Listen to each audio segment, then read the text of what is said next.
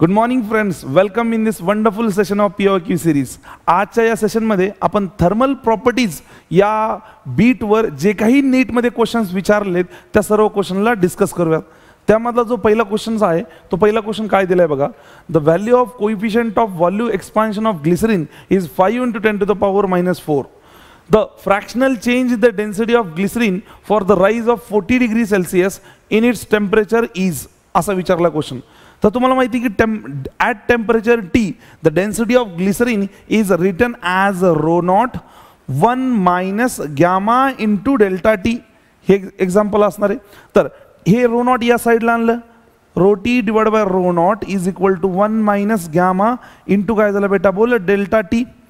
हे 1 इकडल्या साईडला आणलं, rho T divide by rho naught minus 1 is equal to minus gamma into delta T.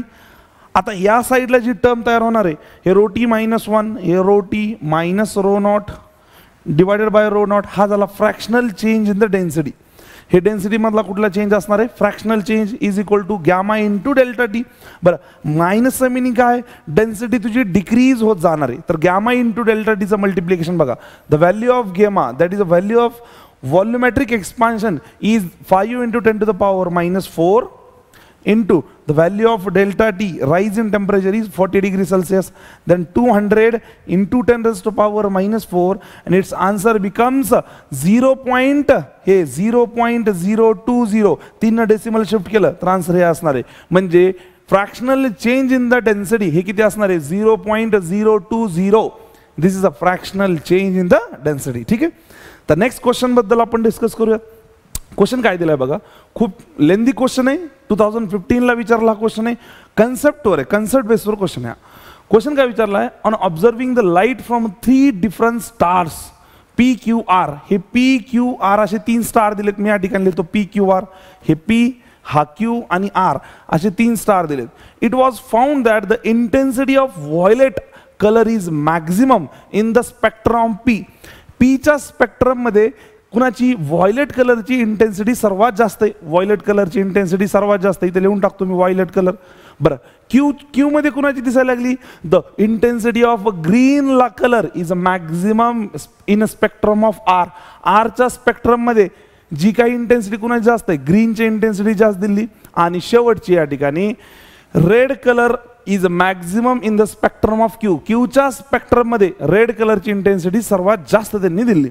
पुढे काय विचारलंय त्यांनी या ठिकाणी, if TP, TQ and TR the respective absolute temperature of PQR then it can be concluded from the above observation that. ठीक आहे ना. तर तुम्हाला काय सांगतो बघा, ह्यांनी जी कन्सेप्ट दिला तो कन्सेप्ट कशावर आहे, तर तो कन्सेप्ट आहे की एखाद्या स्पेक्ट्रम मध्ये ज्याची सर्वात जास्त इंटेन्सिटी असणार आहे, ठीक आहे, ज्याची सर्वात जास्त मोनोक्रोमॅटिक इमिसिव्ह पॉवर असणार आहे, ती monochromatic emissive power is inversely proportional to काय असणार आहे टेम्परेचर असणार आहे. ठीक आहे ना. हे कन्सेप्ट पाहिलं wins displacement law. Wins displacement law काय सांगतो या ठिकाणी की मॅक्झिमम, ठीक आहे ना, मॅक्झिमम इमिसिव्ह पॉवरला जी काही करस्पॉन्डिंग वेवलेंथ असणार आहे ही इनव्हर्सली प्रोपोर्शनल टू काय असणार आहे टेम्परेचर असणार आहे. Inversely proportional to temperature. मग मला सांगा या ठिकाणी ज्या ठिकाणी वेवलेंथ सर्वात जास्त असणार आहे, ठीक आहे ना, मग उलटच गेलं तर temperature is inversely proportional to lambda असणार आहे. ज्या ठिकाणी वेवलेंथ सर्वात जास्त त्याचं टेम्परेचर सर्वात कसं असणार आहे बोल कमी असणार आहे. मग या तिघामध्ये सांगा बरं सर्वात जास्त या ठिकाणी सर्वात जास्त वेवलेंथ कुणाची असणार आहे, रेड कलरची वेवलेंथ सर्वात कशी असणार आहे जास्त असणार आहे. त्याच्यापेक्षा वेवलेंथ कमी कुणाची असणार आहे बेटा बोल, त्याच्यापेक्षा वेवलेंथ कमी असणार आहे ग्रीनची. आणि सर्वात कमी वेवलेंथ कुणाची असणार आहे व्हायलेटची. मग मला सांगा टेम्परेचर सर्वात जास्त कुणाचं असणार आहे, टेम्परेचर सर्वात जास्त कुणाचं असणार आहे ज्याच्यासाठी वेवलेंथ कमीत कमी असणार आहे त्याचं टेम्परेचर जास्त. म्हणजे व्हायलेट ज्याच्यामध्ये मोनोक्रोमॅटिक इमिसिव्ह पॉवर ही व्हायलेटची जास्त आहे त्याचं टेम्परेचर जास्त असणार आहे. म्हणजे व्हायलेट म्हणजे TP हे टेम्परेचर सर्वात जास्त असणार आहे, पीचं टेम्परेचर सर्वात जास्त. त्याच्यापेक्षा थोडंसं कमी कुणाचं असणार आहे ग्रीनचं म्हणजे TR. आणि सर्वात कमी कुणाचं असणार आहे बोल TQचं. आणि दिस इज सर्वात जास्त टेम्परेचर TP, त्यानंतर Rचं आणि त्यानंतर Qचं. हे असणार आहे या ठिकाणी डिसेंडिंग फॉर्मॅटमध्ये टेम्परेचर रेशो. म्हणजे आन्सर तुझं काय असणार आहे ए ऑप्शन असणार आहे. ठीक आहे. विन्स डिस्प्लेसमेंट लॉशी हा कनेक्टेड क्वेश्चन होता. छान क्वेश्चन आहे, लेंथी क्वेश्चन आहे, थोडंसं वाचून तुम्हाला समजून घ्यावं लागेल. चलो नेक्स्ट क्वेश्चन बद्दल डिस्कस करूयात. क्वेश्चन काय दिलाय बघा, two ends of metal rod are maintain at the temperature 100 degrees Celsius and 110 degrees Celsius. The rate of heat flown in the rod is found to be 4 joule per second. If the ends are maintained at the temperature 200 degrees Celsius and 210 degrees Celsius, the rate of flow will be. तर एखादा rod असेल असा, या रॉडच्या दोन एंडचं temperature दिले, या पॉईंटचं temperature दिले T1, या पॉईंटचं टेम्परेचर दिले T2. मग त्यांनी क्वेश्चन काय विचारलाय तुम्हाला या ठिकाणी, तर क्वेश्चन असा विचारलाय की याच्यातून जी काही हीट फ्लो व्हायला लागली त्या हीट फ्लोचा रेशो दिलाय dq/dt इज डायरेक्टली प्रोपोर्शनल. ह्याचं व्हॅल्यू काय असते बेटा, बोल, dq/dt is equal to KA delta T. K delta T divide by काय असणार आहे एल. ह्याच्यामध्ये डेल्टा टी म्हणजे काय असणार आहे, डेल्टा टी हा म्हणजे असणार आहे चेंज इन टेम्परेचर, दोन एंड मधलं चेंज इन टेम्परेचर. बरं, चेंज इन टेम्परेचर या केसमध्ये आणि दुसऱ्या केसमध्ये, पहिल्या केसमध्ये चेंज इन टेम्परेचर किती असणार आहे, 110 - 100 म्हणजे किती झालं बोल, 10 डिग्री सेल्सिअस. आणि दुसऱ्या केसमध्ये ते दोन टोक जे आहेत रॉडचे इथं ठेवले 200 आणि पुन्हा 210. परत चेंज इन टेम्परेचर कसं यायला लागले, सेम यायला लागले. जर चेंज इन टेम्परेचर जर सेम आता असेल आणि रॉड जर तोच असेल तर ॲब्सोल्युटली dq/dt ही जी क्वांटिटी असणार आहे, rate of flow of heat, he quantity दोन्ही केससाठी कशी असणार आहे, सेम असणार आहे. म्हणजे dq/dt is nothing but the किती असणार आहे, 4 joule per second. Answer change होणार नाही. ठीक आहे, लक्षात ठेवा, कारण ही चेंज इन टेम्परेचरवर डिपेंड आहे. दोन एंडचं टेम्परेचर मधला चेंज किती त्याच्यावर ही क्वांटिटी डिपेंड आहे. लक्षात आलं बेटा. चलो नेक्स्ट क्वेश्चन. क्वेश्चन काय दिलाय बघा, the coefficient of linear expansion of brass and steel are α1 and α2. If length of brass and steel are L1 and L2 respectively, if L2 minus L1 is maintained at the same at all temperatures, which one of the following relation holds good? ठीक आहे ना, असा simple question विचारला. आता मला सांगा, L2 minus L1 ही जी quantity आहे, L2 minus L1 change in length, दोघांमध्ये असणारी change in length, he change in length independent upon the temperature आहे. म्हणजे टेम्परेचरचा राईज जरी केला तरी या ठिकाणी ही चेंज इन लेंथ तेवढीच राहणार, असा क्वेश्चन तुम्हाला विचारला. मग मला सांगा, समजा मी क्वेश्चन दिला की आफ्टर सर्टन टाइम किंवा टेम्परेचर राईज केल्यानंतर L1 म्हणजे या ठिकाणी जो काही ब्रास आहे त्या ब्रासचं राईज इन टेम्परेचर झाल्यानंतर जी न्यू लेंथ असणार आहे ती न्यू लेंथ मी घेतली L1 डॅश. तर L1 डॅश काय असणार सांगा बरं, L1 1 + α1 इंटू काय झालं बोल डेल्टा टी. ही सिंपल व्हॅल्यू असणार आहे, ही सिंपल व्हॅल्यू असणार आहे. आणि याला जर व्यवस्थित दिलं तर ते झालं L1, ही L1 initial length plus L1 α1 into delta T, ही न्यू लेंथ असणार आहे L1 डॅश. तसं L2 डॅश काय असणार आहे सांगा, डेल्टा टी एवढ्याने राईज जर केला असेल तर L2 dash value initial length 1 + α2 into delta T is equal to काय झालं बेटा बोल, L2 + α2 into L2 α2 into delta T. आता तुम्ही काय करा, ह्या दोघांचं सबट्रॅक्शन करा. L2 dash minus L1 dash, तर दिलं मी इथे L2 dash minus L1 dash is equal to simply बघा L2 minus L1, L2 minus L1 plus ही टर्म असणार आहे total L2 α2 delta T minus L1 α1 delta T. आता मला सांगा त्यांनी म्हणलंय काय ते आधी समजलं पाहिजे. त्यांनी काय म्हणलंय की जरी टेम्परेचर चेंज केलं, टेम्परेचर जरी चेंज केलं तरी L2 minus L1 change in length ही तेवढीच राहणार आहे. म्हणजे ही quantity L2 minus L1 dash आणि L2 मायनस L1 ही क्वांटिटी सेम आहे, इक्वल आहे. ही कंडिशन आहे त्यांची actually. L2 dash minus L1 dash is equal to L2 minus L1 ही कंडिशन आहे. याचा अर्थ असं व्हायला लागला, ही जी व्हॅल्यू असणार आहे टोटल, ही व्हॅल्यू इक्वल टू किती असणार आहे, 0. जर ह्या दोन क्वांटिटी सेम असतील तर ही टोटल व्हॅल्यू किती असणार आहे बोल, 0 असणार आहे. ठीक आहे ना. मग मी जर या ठिकाणी लिहिण्याचा जर प्रयत्न केला तर व्हॅल्यू येते L2 α2 delta T minus L1 α1 delta T equal to किती असणार आहे बेटा बोल, 0. म्हणजे ह्याला जर सॉल्व केलं तर L2 α2 इज इक्वल टू काय L1 α1 आणि दिस इज द कंडिशन. ही कंडिशन असणार आहे L2 α1 L1 is equal to α2 L2. कशाची कंडिशन आहे रे बेटा, ही कंडिशन आहे जर difference in change in length he independent upon the temperature असेल तर सरळ सरळ L1 α1 इज इक्वल टू काय असणार आहे L2 α2. हे पक्क लक्षात ठेवायचं, एक कन्सेप्ट म्हणून लक्षात ठेवा. ठीक आहे, चलो नेक्स्ट क्वेश्चन. छान क्वेश्चन काय दिला बघा, a piece of ice falls from the height h.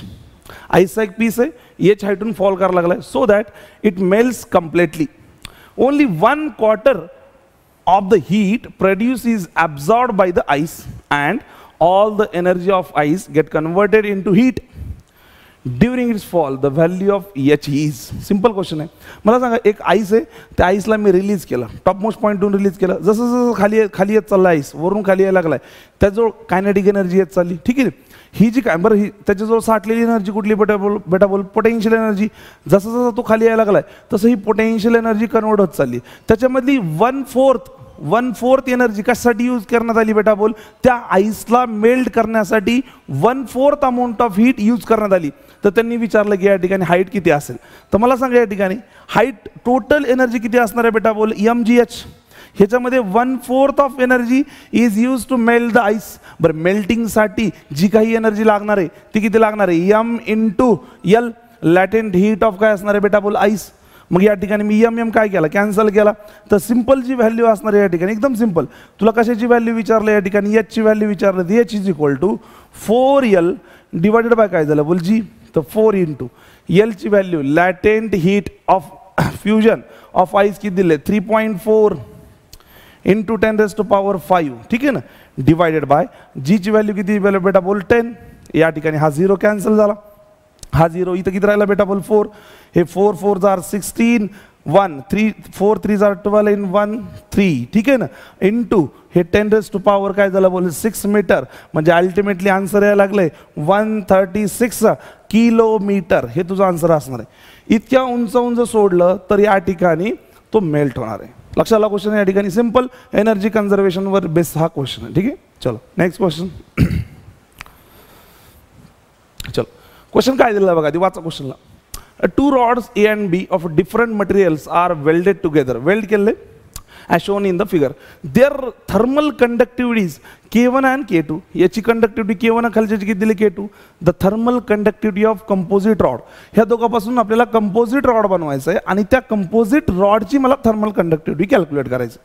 तर कसं कॅल्क्युलेट करणार बरं, तर कॅल्क्युलेट करण्यासाठी सिंपल तुम्हाला माहिती आहे कन्सेप्ट. तर कुठलाही जर रॉड असेल तर त्या रॉडसाठी थर्मल रेजिस्टन्स, हा थर्मल रेजिस्टन्स किती असणार आहे बेटा सांगा. थर्मल रेजिस्टन्स असणार L divided by KA. Thermal resistance for given rod is L divided by K into A, where L is a length, A is a area and K is a thermal conductivity. मला सांगा, ही जे 2 rod आहेत, हे 2 rod कसे जोडलेले आहेत बोल, parallel combination मध्ये जोडलेत. तर पॅरलल कॉम्बिनेशनसाठी, ह्या पॅरलल कॉम्बिनेशनसाठी इक्विव्हॅलंट जो रेजिस्टन्स असणार आहे तो इक्विव्हॅलंट रेजिस्टन्स असणार आहे 1/R equivalent is equal to 1/R1 plus काय झालं बेटा बोल 1/R2. हे कॉम्बिनेशन असणार आहे. मग मला सांगा 1/R इक्विव्हॅलंट ही जी व्हॅल्यू असणार आहे, आता या ठिकाणी 1/R1 ला पहिल्या रॉडसाठी लिहा 1/R1. R1 ची व्हॅल्यू काय असणार आहे बेटा बोल L म्हणजे इथं काय दिले D दिले, हे लेंथ, हे D. ठीक आहे ना, हे D ला D ॲज इट इज. हे रिसिप्रोकल वर येणार, हे D divide by K1 × A plus इथं काय येणार बोलले D divide by K2 × A. आता मला सांगा, ज्या वेळेस तुम्ही ह्याचं इक्विव्हॅलंट रेजिस्टन्स लिहिताना ह्यात पूर्ण कंपोजिट रॉडसाठी, त्या कंपोजिट रॉडसाठी जो काही क्रॉस सेक्शन एरिया आहे तो क्रॉस सेक्शन एरिया A असणार का 2A असणार, तर 2A असणार. मग त्याचा रेजिस्टन्स लिहून टाका. तर लेंथ तेवढीच राहणार ना D डिवायडेड बाय हे K equivalent × A plus A, हे झालं 2A. आता कॅन्सल आउट करा, D कॅन्सल आउट, हे A कॅन्सल आउट झालं. तर 2 × K equivalent is equal to K1 plus K2. The value of K equivalent किती असणार आहे बेटा, तर K1 प्लस K2 आणि डिवायडेड बाय 2. हे तुझा आन्सर असणार. हे तुझं काय असणार आहे बेटा, आन्सर असणार आहे K1 plus K2 divide by 2. This is your answer of this equivalent thermal conductivity of rod. ठीक आहे, चलो नेक्स्ट क्वेश्चन बद्दल आपण डिस्कस करूयात. क्वेश्चन वाचा. A spherical black body with radius of 12 centimeter and radius 450 watt of power at 500 Kelvin.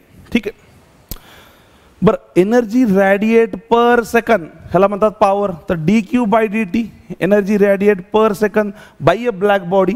ठीक आहे ना, इज इक्वल टू काय असणार आहे सिग्मा A T⁴ म्हणजे sigma area of that black body is 4π किंवा 4πR² × T⁴ काय झालं बोल 4 झालं. म्हणजे dQ/dt किंवा पॉवर म्हणूया त्याला, power is directly proportional to r to the power r² आणि t टू द पॉवर 4. मग मला सांगा आता त्यांनी काय म्हणले, if the radius is hard म्हणजे हाफ केली रेडियस हाफ केली आणि टेम्परेचर इज डबल, टेम्परेचरला डबल केलं तर या ठिकाणी पॉवर रेडिएशन किती असेल असा क्वेश्चन विचारलाय. सिंपल क्वेश्चन आहे. मग ॲज इट इज करा. ही इनिशियल पॉवर त्यांनी किती दिली बेटा बोल, इनिशियल पॉवर दिली 450 वॅट. हे 450 वॅट नवीन पॉवरला आपण P1 म्हणूयात is equal to initial radius त्याला r², इनिशियल टेम्परेचरला t टू द पॉवर 4. बरं रेडियस किती केली, हाफ रेडियस केली. हाफ म्हणजे इथे किती होणार 1/4 r², ठीक आहे ना, इंटू. बरं टेम्परेचर डबल्ड केले. टेम्परेचर जर डबल केलं तर 2 चा पॉवर किती होणार बोल 4, आणि 2 चा पॉवर 4 म्हणजे किती झाला बोल 16 into t to the power 4. ठीक आहे ना. कॅल्क्युलेशन t पॉवर 4 काढला, r² काढला, हे 4 4 आर 16. मग सॉल्व करत गेला तुम्ही प्रॉपरली, तो सॉल्व करत असताना लक्षात येईल 450 divide by P1 is equal to 1/4. 1 by काय झालं 4. तर व्हॅल्यू ऑफ P1 हे किती यायला लागलं बेटा बोल 1800. हे 1800 जूल पर काय असणार आहे बेटा बोल second. This is your answer 1800 joule per second. This is your answer or watt. ह्याला वॅट सुद्धा म्हणू शकता. ठीक आहे. लक्षात आलंय सर्वांच्या, एकदम सिंपल क्वेश्चन आहे, इझिली तुम्ही सॉल्व करू शकता. छान. नेक्स्ट क्वेश्चन काय दिला बघा. The power radiated by a black body is P. त्या ब्लॅक बॉडीची पॉवर रेडिएशन दिले P and radiates the maximum energy at a wavelength of lambda naught. ठीक आहे ना. मॅक्झिमम एनर्जी म्हणजे मोनोक्रोमॅटिक इमिसिव्ह पॉवर सर्वात जास्त कुठल्या वेवलेंथला आहे, लॅम्बडा नॉटला. If the temperature of black body is now changed so that it radiates the maximum energy of wavelength at 3 lambda naught divide by 4. ठीक आहे ना. Then the power radiated by it is n times P. Then the value of n is, n ची value किती असेल. आता एक logic आहे, कारण आत्ताच बघितलं होतं की विन्स डिस्प्लेसमेंट लॉ काय सांगतो. तर विन्स डिस्प्लेसमेंट लॉ सांगतो की maximum temperature is directly inversely proportional to monochromatic emissive power which has a maximum percentage in the total emissive power.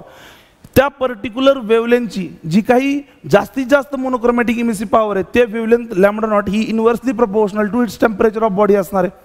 मग लॉजिक असं व्हायला लागलं, जर वेवलेंथ ही 3/4 लॅम्बडा नॉट झाला असेल तर इनिशियल टेम्परेचरच्या ही रेसिप्रोकल असल्यामुळं इनिशियल टेम्परेचरचा नवीन जे टेम्परेचर असणार आहे टी डॅश ती किती असणार आहे बोल, रेसिप्रोकल असणार आहे बोल 4/3 इंटू इनिशियल टेम्परेचर असणार. हे लॉजिक आहे. 4/3 इंटू काय असणार आहे बेटा बोल इनिशियल टेम्परेचर. आता लॉजिक एकदम सिंपल आहे. इनिशियल टेम्परेचर टी आहे, नंतरचं टेम्परेचर किती होईल 4/3. मग मला सांगा T dash divide by T is equal to किती आला बेटा 4/3. त्यांनी काय विचारले, power radiate by it becomes n times. नवीन पॉवर n टाइम्स झाले तर पॉवरचा आत्ताच फॉर्म्युला पाहिला होता. Power is equal to, power is directly proportional to T to the power काय असणार आहे बोल 4. म्हणजे इनिशियल पॉवर P नंतरची पॉवर त्याला आपण काय म्हणूयात P1 म्हणूयात is equal to initial temperature T to the power 4. नवीन जो टेम्परेचर असणार आहे, न्यू जे टेम्परेचर असणार आहे ते असणार आहे 4/3 इंटू टी. हे 4/3 इंटू टी आणि त्याचा पॉवर किती असणार आहे बोल 4th. मग याला जर सॉल्व केलं तर या ठिकाणी बघा क्रॉस करा P डिवाइड बाय P1. हे P/P1 इज इक्वल टू हे T to the power 4 divided by हे 4चा 4 किती झाला बेटा बोल या ठिकाणी 256 divide by 3 is 81 into T to the power 4. हे T to the power 4 cancel out झालं. तर आता या ठिकाणी सिंपल काय राहिलं बघा इथं P divide by P1 is equal to 81 divide by 256. 81 divide by 256. तर value of P1 is equal to हे इकडल्या साईडला गेलं या साईडला 256 डिवाइड बाय 81 इंटू P. हे तुझा आन्सर असणार आहे. मग n ची व्हॅल्यू जी असणार आहे ती असणार आहे 256. हे 256 divided by 81. This is your correct answer. ठीक आहे ना. छान क्वेश्चन होता. विन्स डिस्प्लेसमेंटला आणि इमिसिव्ह पॉवर या दोघाला जे कनेक्शन क्वेश्चन आहे हा क्वेश्चन होता. ठीक आहे ना. छान क्वेश्चन. चलो नेक्स्ट क्वेश्चन आणि लास्ट क्वेश्चन यामधला क्वेश्चन काय दिलं पहा. A copper of rod 88 centimetre and aluminum rod is unknown length having their increase in length independent upon increase in temperature. म्हणजे पहिला तो बेसिकली आपण डिस्कस केलेला क्वेश्चन होता त्याच्यावरच हा डिपेंड आहे. The length of aluminium rod is म्हणजे L2 - L1 L2 minus L1 is independent upon temperature. टेम्परेचरवर डिपेंड नाही याचा अर्थ असा व्हायला लागला, हे जर independent upon rise in temperature असेल, independent upon rise in temperature असेल तर आताच पाहिलं होतं L1 alpha 1 is equal to काय असतं L2 अल्फा 2. बरं L1 म्हणजे पहिल्या समजा ॲल्युमिनियमचं लेंथ किती बेटा 88 सेंटीमीटर इंटू L1 ची व्हॅल्यू किती दिली बरं हां कॉपर दिले ना, कॉपरची लेंथ दिली 88 सेंटीमीटर आणि कॉपरचा अल्फा ही व्हॅल्यू दिली 1.7 into 10⁻⁻5 is equal to length तुम्हाला काढायची ॲल्युमिनियमची, त्याला मी L2 ठेवलं आणि ॲल्युमिनियमचा जो काही त्याला काय म्हणतात alpha coefficient of linear expansion आहे तो दिला आहे 2.2 इंटू 10⁻⁵. मग कॅल्क्युलेट करा L2 ची व्हॅल्यू, हे पूर्ण या साईडने आहे 10⁻⁻5 कॅन्सल झाला, हा डेसिमल उडाला, हा सुद्धा डेसिमल उडाला, 2 2 22 चौक 88 आणि 17 चौक 68 म्हणजे लेंथ किती असणार आहे बोल 68 सेंटीमीटर. हे आन्सर असणार. ॲल्युमची जी लेंथ असणार आहे ती असणार आहे 68 सेंटीमीटर. छान. अशा पद्धतीने आपण जे काही क्वेश्चन्स एक्झाममध्ये पडले होते त्या क्वेश्चनला सोप्या पद्धतीने डिस्कस करायचा प्रयत्न केलेला आहे. ठीक आहे ना. थँक्यू बेटा.